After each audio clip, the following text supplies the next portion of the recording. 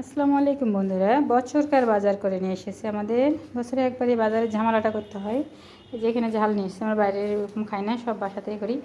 বস্তা ভরে ঝাল নিয়ে এসছে এখানে, জানি না কতখানি আছে। তারপরে হলুদ নিয়ে এসছে, এই হলুদ আমরা কুটে নেবো, এটাকে আগে ধুবো, পানি দিয়ে ধুয়ে আবার ওদের শুকাবো। এমনিতে শুকায় আছে, তারপরে এটাকে ধুবো, ধুয়ে শুকিয়ে তারপরে আমরা কুটবো বাসায় খাওয়ার জন্য। আর এই যেমন পেঁয়াজ নিয়ে এসছে বস্তা ভরে ভর্তি পেঁয়াজ আছে।